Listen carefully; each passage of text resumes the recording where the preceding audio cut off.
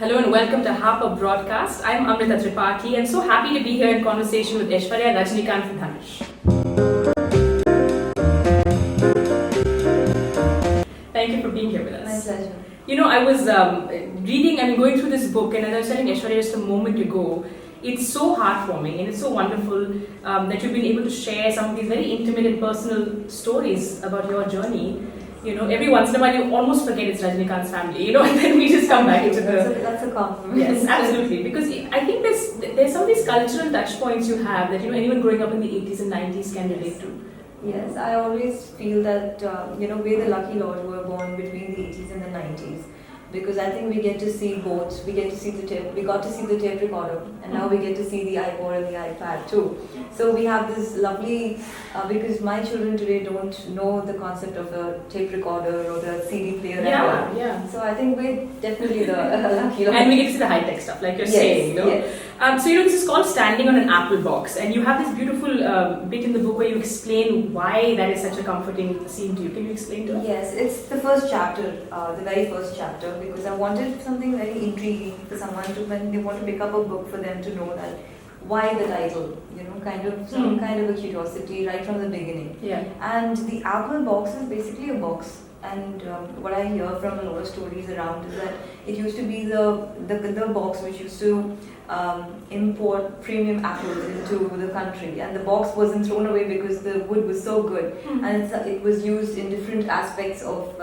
It came into the film world as keeping stored as a storage box. Then it became a box where they kind of helped people to increase heights of either actor or actresses to stand for a close-up, or to increase the height of a light, or even just to sit around, or it's just like a various aspects to the box and how it's used and thrown around and about.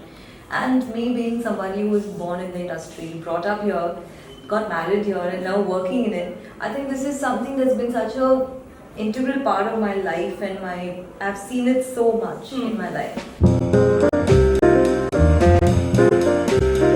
There is wonderful moments that you sort of describe, but you also really give your mum a lot of credit for sort of keeping you sheltered as a child. I mean, from that sort of superstardom and fame. Yes, I think it really goes to her, and I'm sure it was a very collective decision by my mom and dad. And I think it's definitely for our best. It's worked out for the best, because there's so much of normalcy that we have in our lives, the way we think, the way we talk. And I think that's because what you get in your initial stages in your childhood is what stays for a very long time in your life. Be it habits, or be it personality traits, or be it things that you see, memories that get etched in your life, or whatever for that matter. That ways, I think my mother made sure that we had a very normal life. We did not get tainted by the whole feeling of, okay, we are star kids, we can do things, we can get away with things, or we just fell off from the sky. I mean, it doesn't work that way at all.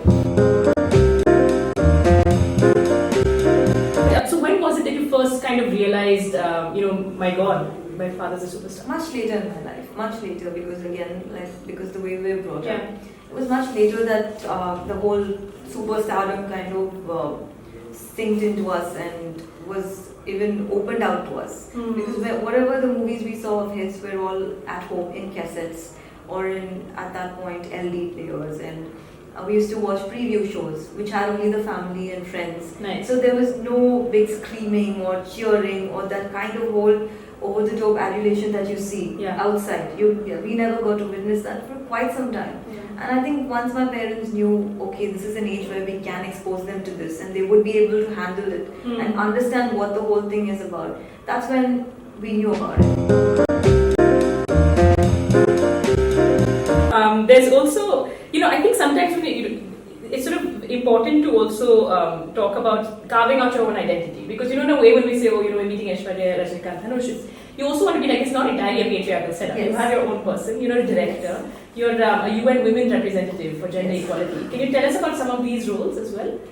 I think it's very important for everyone to have self-worth. It doesn't really matter whether you are out there achieving in the limelight or anything of that sort. Whatever you achieve, wherever you are, even the little bit goes a long way, is what I feel. For every woman, if you say that you're a homemaker, I think being a homemaker is the biggest task. Morning provisions, your milk, your food, your cook, and somebody doesn't land up, your mate doesn't come, it's not easy. It's Yeah. like the biggest multitasking job I think anyone can do is being a homemaker. Sure. So I feel that everyone who is there should know that what they're doing is a great big deal. Don't make people think that people are doing you a favor by complimenting you. You are doing a lot for them, Yeah. and you need that little bit of encouragement and that little bit of acknowledgement. It is important because it's not easy to do what you're doing. Sure. And so I feel that from being a point of view from the UN Women advocate for gender equality, I think we should not be fighting for equality because we already have it. The minute we start fighting, we term it as fighting, we are 2 steps behind. We're already there. We just need people to be aware of the fact that we're already there and we're equals. But do you think for a lot of women, it is a bit of a struggle to say, for example, I want to go out and earn my, there are all kinds of attitudes and sort of adjustments that have to be made. Yes, I think it's for any woman in any field, it is very, very important. The whole infrastructure, the whole family backing is very important. Sure. Where I stand today is only because of who my family people are. And I think the men in my life, including my sons, are the biggest support system for me to go and work. If they were going to sit back at home and throw a tantrum that's saying that if mom doesn't come, I'm not going to eat, I'm going to drop everything and run. So it's not easy that way. Yeah. And for a husband to say when he's coming back home, it's alright if you're not there, just go to finish your job and come back. And I want you to have an individuality. For a father to be encouraging about it. And I think my mother has made a big role after my marriage when it comes with my kids, because I drop off my kids with her when I travel. And you can't trust anyone as much as you trust your mom with your kids, because you feel that she's the only person in the world who would take care of them better than you. And she's the only person you can tell off also and fight to. You can't really fight with your mom-in-law and say what you're doing is not okay. I do want to ask you, so what has the reaction been in your family to your book?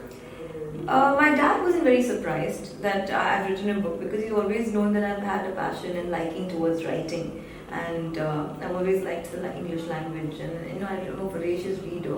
I think I'm basically an introvert, so my companions throughout have been my books.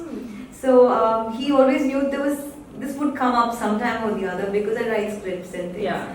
And to my husband, it was a surprise. He didn't know this part of it at all, and he was like, "Oh, you're writing a book? Seriously? Can you really write that much and that many pages?" So he was very proud, and everyone's very elated and proud, because at some level they all feel very connected to the book. It's not like a novel that I've written where it's a whole different thing standing apart from our family. When my dad read it, he said that it was so relatable and it was so nice to know things that he missed out at that point, because he was so busy and he was doing 7 movies a year. So it was just like crazy. He was working almost every day of the year. So these things, for them to reminisce, was beautiful for them.